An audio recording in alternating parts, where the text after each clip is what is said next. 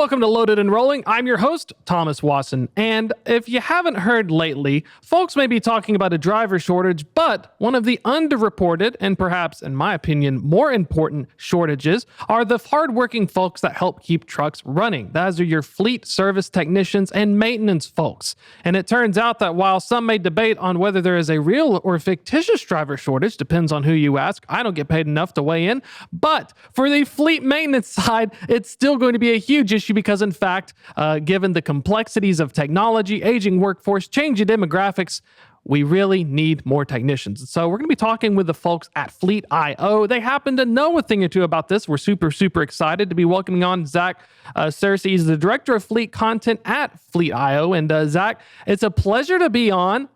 Tell us a little bit about yourself. Give us the intro. Yeah. I appreciate you having me. Excited to be here. Yeah. So I am the director of fleet content at Fleetio, as you mentioned. And really, what I do here is just make sure that of all the things that we're creating for the fleet industry, from blogs to white papers to videos to podcast episodes, that we're creating things that reflect the real world challenges and experiences and apparently conspiracies of those in the industry. I didn't realize there were some conspiracies around labor shortages. I'm interested in more. Oh, it's fun. We could do a completely separate episode if you want. I'll boil it down to a 30-second soundbite. One side says that it's fictitious because of high turnover rates and that it's like, making sausage. The other side says there's actually a shortage because there's not enough qualified people and I need more people, but it's hard to find them and I can't trust them. And neither side, each of them are kind of directionally in the same way. But it's a very fascinating thing because, on the trucking side, 90 to 100% turnover, that's a big deal. But on the fleet side, the technician side, that's something I didn't know. Anything from your roadside people to your shop guys and gals, tell us about what's going on with that, because that's something where for drivers who are wondering why things are the way they are, there's also another actual legit shortage that we can measure. Yeah. And I think what we're seeing on the technician side is exactly what you just mentioned. So I was talking to Dave Johnson, the president of Automotive Service Excellence, ASE, and what he was saying was exactly what you just said, which is that it's not necessarily a shortage of labor, it's a shortage of skilled labor. And so what we're seeing is that especially for heavy duty and expensive assets like you see in the trucking industry, there are plenty of people who are interested in turning a wrench, but not necessarily plenty of people that you would trust coming in day one and working on your equipment. I think that all of these have highly technical components that you need to be thinking about, and that hopefully what we're trying to do here is just raise awareness about what we're seeing, and then also use this as a chance to talk about how fleets and fleet managers can get involved at the local level to try to influence the amount of not just people with willing to turn a wrench, but also just skilled labor and people that come in ready with those work-ready skills. And it's wild because, you really don't think about it until you need something performed in terms of maintenance. I recently had to get my vehicle repaired, and I was talking with a body shop, and they were saying the same thing. I don't know if they said 30 to 40% turnover, what the data you have, but he was telling me that, it's gotten so complex nowadays that as soon as I bring a guy in, I can't just trust him with some of these quarter panels. I can't trust him to even paint this thing. You got to start them off small, but if they don't stick around, they don't kind of learn the ropes, and it's almost like you're passing this knowledge on before you even start plugging in computers and stuff. Yeah. I mean, that's something that you got to think about. In all of these, there's almost a rite of passage to doing the more and more complex service tasks. And as you bring somebody in, you're going to start them on basic oil changes or even just vehicle inspections to see what it's needing. And what we're seeing is that typically people either are chasing additional pay or they found a better gig that's not as labor intensive as being in a shop is. And they typically bounce before you get that chance to get them to the more intricate and detailed repair projects. And I'm curious, I know in trucking, this is a startling fact, the number one competition in labor for trucking is construction workers. If we're bouncing for the maintenance and if we're looking at ways and retention, is there anything that do they go to a specific spot, or is it kind of all over the place where they're jumping out to? That's an interesting thing. I think that in terms of outside the industry, it's all over the place. But something that I have heard is within the industry, dealerships typically have more competitive pay. And then there are other shops that are highly specialized that have more competitive pay. So I think that we're seeing a little bit of both. There are people who are leaving maintenance, especially as they get older in their career. Like it's hard on your body. And so they're finding something that is a little bit more sustainable for the long term. Or within the industry, they're just finding more competitive options because there's a limited pool of skilled labor to choose from. People kind of have their pick if they do have all those certifications and qualifications. And let's talk about the certification process, the pipeline. For a lot of folks in trucking, we know you go through the path to get a CDL. If I want to become a certified licensed doing maintenance and becoming a tech, what does this path look like for folks who are not familiar? Yeah, so there are a few different things, but I think that where we really see the greatest opportunity to influence this is almost at the high school level. You know, a lot of high schools have their own shop program, and that's where people start exploring their interest in cars and deciding, is this something that I want to turn into a career, or do I want to take a traditional path through college or some sort of higher education from there? And so I think we see a lot of that. And then from that high school shop pipeline, they will go to some sort of trade school, some sort of training program. And then the certification side of that, specifically through Automotive Service Excellence. They're one of the big certification entities within the maintenance and technician side of house. It's typically... There's some requirements to it. So ASE sets tests that you have to take and test out of, but there's also a requirement that you spend 2 years within a shop getting that hands-on experience. And so I think that for you to be a fully certified maintenance technician, and then there are like master level certifications, it starts with that going through the shop programs and the 2-year certification. Yeah. And let's look at, when we're looking at as well, how does Fleetio, how do you play into helping out, especially trying to manage this? Because I've heard the high school pipeline was also very, very important for trucking. And it's kind of one of those things where like, what are some of feels like it's a big thing to even get individual schools and start the process. Yeah. And I think that, so Fleetio, what we do specifically is, what we're going for is just raising awareness about this. I think that solving any issue, that's kind of where everything starts, is you got to make people know that it's a thing that exists first. And so we've introduced a scholarship program for ASE certifications. That's a thing that we're tangibly doing. But I also, in my conversation with Dave Johnson, the president of ASE, there's an opportunity for fleets to get involved at that local level. As you said, I think especially if you're running a highly specialized piece of equipment, I think that you've got to get involved at that local level to make sure that, he said, there are a surprising amount of shop programs where the people are learning by working on like the shop director's like lawnmower or something. And obviously those skills, there's some translation, but it's not a one-to-one. And so if you have your own maintenance program or you're working with a local shop that specializes in your equipment, it's encouraging your team and their team to get involved at that high school level and create opportunities for them to get exposure to the type of assets that you're running. Okay. And when I'm thinking about as well, scholarship programs, I think one of the cool ones as well, the Fleetio ASE scholarship program plus the technician certification and upskilling. Tell us a little bit about how that works, because I think that one of the cool things is, you want to get them in a scholarship. You want to provide that funding. I know in the trucking side, we try to get grants to help with CDL costs and do it. Mm-hmm. Is that something where you're seeing a lot of folks doing that on the technician side, or is the scholarship kind of like this first step to help raise that awareness? Yeah, so it's a step that we've seen a few customers and people that we work with take, but I think that it's something that we also viewed as an opportunity where we could jump in pretty directly. And I think the goal with it more than anything is what you said. There's a 30 to 40% turnover rate in among mechanics. And I think that one way that you solve that, and the long-term play, is really trying to influence that at the local level. But the immediate and short-term play is that trying to retain the people that you do have. And I think that our goal with this scholarship is to specifically recognize technicians in the industry right now who show a ton of potential. And we want to really make sure that we keep them within the industry and keep them within the organizations that they're serving. And so this scholarship serves as an opportunity to show an investment in your team and to show them that you value the work that they're doing. You see them as highly skilled and highly capable, and that we're also creating opportunities for them to continue to grow within the organization that they're in.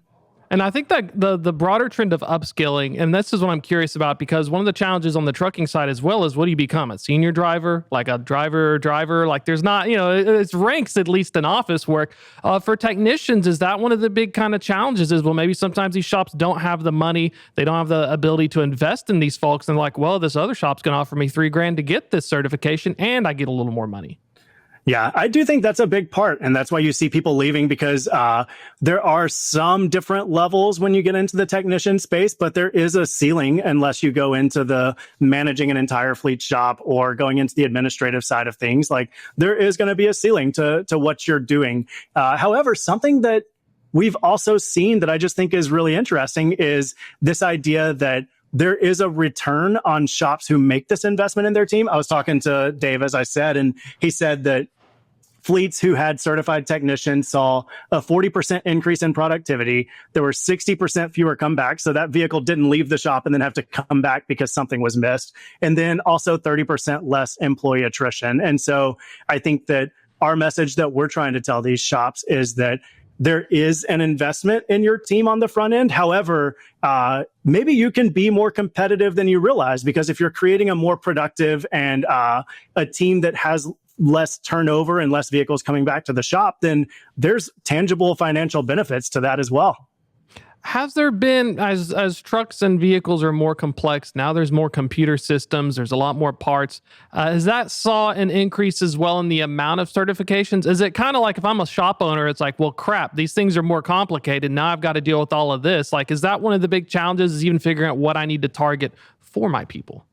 I think it is for some fleets, and I think that for fleets who want to manage everything in-house, they have to be very cognizant of that. And so we were talking to somebody who's in autonomous trucking, actually. And so obviously, when you're talking about sophisticated technology, that's among the most sophisticated. And what they've been doing is hiring not necessarily people who have a technician background, because they know that they've got people who know how an engine works, but then also hiring people who come from like the chips and like micro hardware. I explained that very poorly, but like that side of things. And so they're finding people who are able to work on computers at a hardware level and bringing those in. And so they're complementing those two skill sets together. However, another thing that we've seen is, as the technology evolves and things become a little bit more complicated, and the work that it takes to keep things maintained gets a little bit more intricate, they're outsourcing the more complicated things and really enabling their team to focus on the stuff that they can knock out quickly. The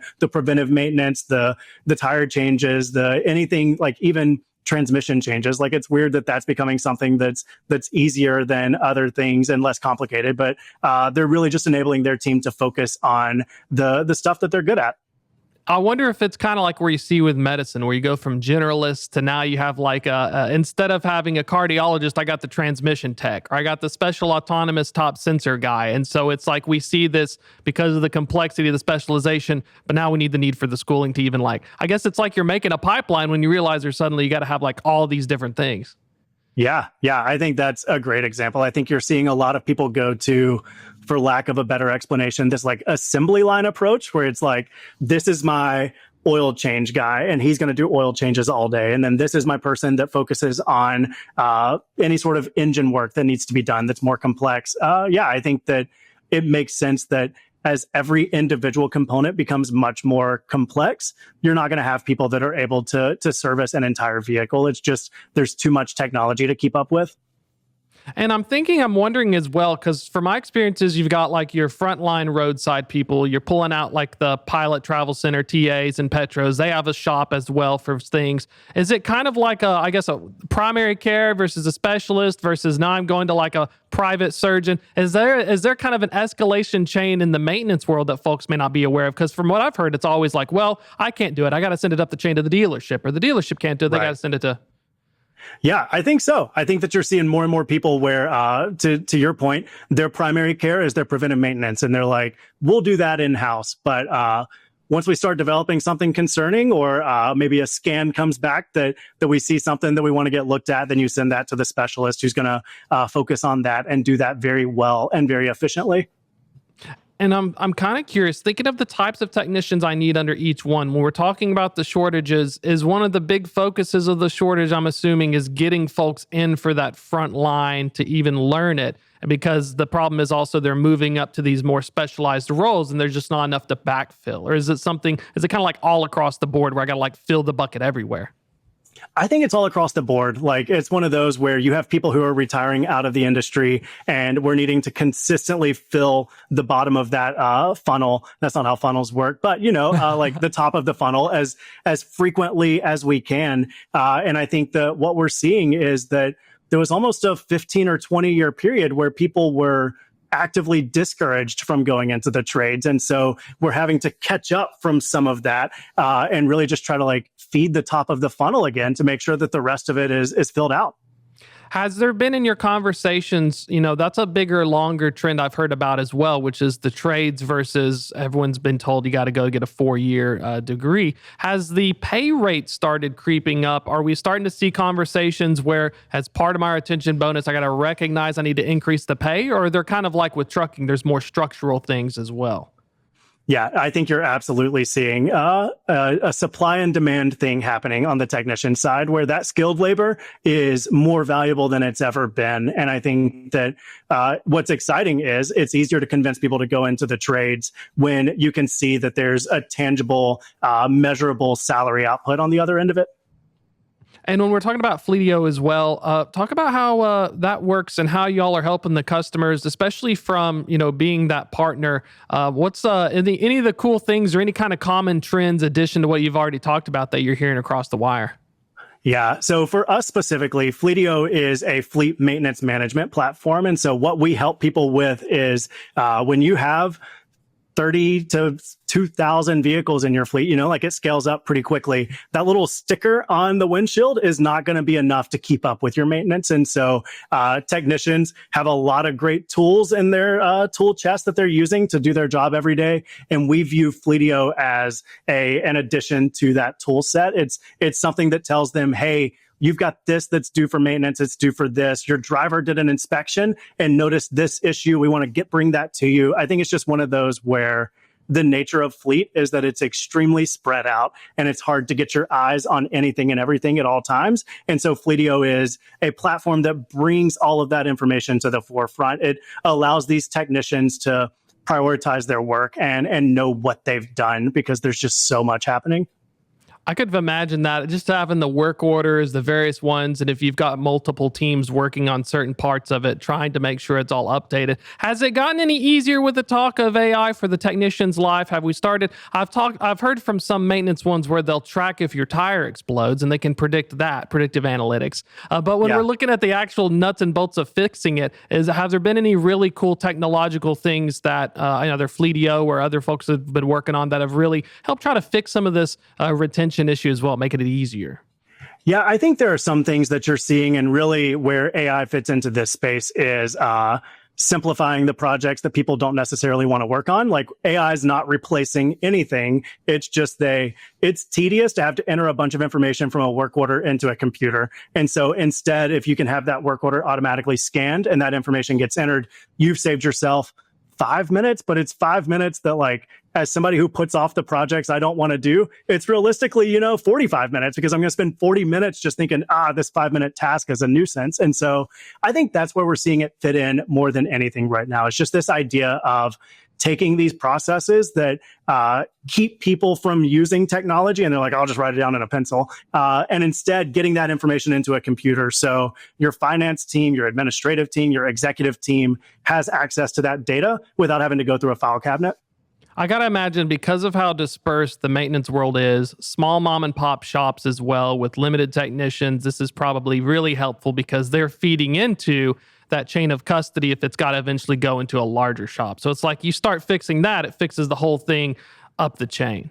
Yeah. And it kind of works like, this is probably my wife is in nursing, and so I feel like she would tell me that I'm using this analogy wrong. But the idea of like hospital records, where it's like you can visit a bunch of different hospitals, but they all have access to your records somehow. I don't know how that works. And with that, they can see what other doctors have recommended or what your history looks like. And especially when you talk about shops that are not all even under the same franchise, you've got shops that are spread out, mom and pop shops. These vehicle records that are stored in Fleetio or similar systems allows your team to see the entire history of a vehicle, even without having that hands-on context that you get from working on it. So it's like an Epic. The old Epic analysts, the hospitals have different databases. It's literally like the truck hospital. And so you have your patient's history. And now, and the maintenance side, it's almost like maintenance and healthcare, ironically. They're both trying to answer the same thing and working on the same issues. It's just, one's organic and squishy and the other one's made of metal. I feel like you just wrote our new marketing strategy for us, like it's the made of metal hospital. Pro bono. Yeah, is your truck sick? That. We can help it get better. Yeah, we're right there. I really like the fact with the certifications. We have the ASE certification. Tell us, circling back to it as well, because it's really important for me to also remember it. Tell us what this one is, and is it part of a larger set of certifications for folks who are like, what is like the first seal of legitness I need when I look for my shop or technicians? Yeah, there are, I think it's 80 plus different ASE certifications. And so ASE is a governing body where there are representatives from large manufacturers like Ford to large maintenance shops to local on-the-ground service centers. And all of these people are meeting and saying, these are the things that we need technicians to know and to be able to do. We view this as kind of like a standard set of skills. And so they're all coming together and creating this curriculum that they're updating frequently and using that to generate those different certifications. And so I think without like going into the details of each of them, there are basic level certifications. So that's just like general maintenance. And then it goes down into like component specific certifications. So you can say, I'm going to be the transmission guy, and here's a certification around that. And I think if you're a technician, you probably start to show your capability on some of those specific things. And that's the generalist side of things. And then as you identify a specialty or some sort of specificity that you want to pursue, you can get into those more detailed master level certifications. And in a perfect world, starting, you mentioned high schools. I'm thinking technical schools, community colleges. I'm assuming as long as ASE produces curriculum, I could be a high school student who's like, man, I'm not feeling this college thing. I could start getting these certs if I have a program, and then you can actually help these kids in the pipeline start without having to feel like, oh, I got to waste 4 years trying to think about what I want to do. Yeah, exactly. And then also the ASE has the ASE Education Foundation, which is where they're going to these training institutions, these trade schools, and making sure that their curriculum aligns with what ASE thinks people should be learning. And so there's an opportunity to not just get your certification and then find a shop where you can learn, but go specifically through an ASE certified education program and make sure that you leave with those. I think Dave referred to them as work-ready skills. Rather than just theoretical knowledge, you can show that you know exactly how to work on that vehicle and do those things.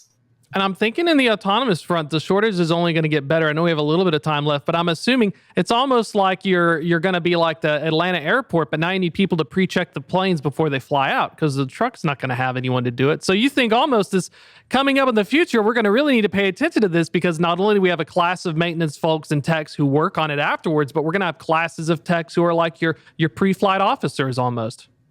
Yeah, there's a little bit of that, but then also these autonomous vehicles have so many sensors on them that you're also seeing that these vehicles are able to alert you to something that could become a problem pretty quickly. And so when you're talking about that predictive side of things, I think especially because they're so regulated right now, these vehicles have sensors for everything. And so there is a need for that human element to inspect the stuff that only humans can catch. But then also the more technical side of things, these vehicles, I think, are only going to be able to increasingly tell you what's wrong with them. Well, I can imagine, I want to be, if it ever craps up for me here, the LiDAR technician, $20,000-$30,000 for a LiDAR array. They stick them on the autonomous trucks. You got to baby that thing in case a rock hits it. I'm thinking ahead just in case. Yeah. Look, we've all got to have a fallback plan, and I think that's a solid one. So if we look for that, we got about a minute left as well. If folks want to learn more about Fleetio, get in touch. Check out your content as well. Excellent work. It's a wonderful talk. Give us the details. Yeah. So, Fleetio, as I said, we've got a lot of great content that you can check out. I think that what I want to share today is specifically the ability to nominate people for an ASE scholarship. So to find that information, you can go to our website. It's FLEETIO.com/ASE. And you'll find all the details for that. And then just like while you're there, click around, see the other stuff that we've created. I think you'll find it's pretty valuable. Zach, super valuable talking to you as well. It was really good getting to catch up, and heck, I learned a lot. So we need to put this in. This will be one of my most informative episodes. So I was about to say every Friday afternoon. Let's just pencil it in. Boom! I love it. Well, sir, thank you so much for your time. We'll catch up again soon. Awesome, appreciate you. That's going to be a wrap for this episode. But if you're just joining us, this is also going to be on Apple, Spotify, and YouTube. Wherever you can find the podcast, look up FreightWaves Loaded and Rolling. You'll find it there. While you're at it, sign up for the Loaded and Rolling newsletter. It hits your inbox Thursdays at 2 p.m. Eastern. And coming up on May the 14th, I have to plug this shamelessly, the FreightWaves Freight Fraud Symposium. You want to check that out, sign up for it, learn about fraud, and you don't want to miss it. Boom, there's the graphics. Perfect stuff. Dallas, Texas. I won't get to go, but people smarter than me will, so check it out. All right, folks, that's a wrap for this episode. I'll see you again next week.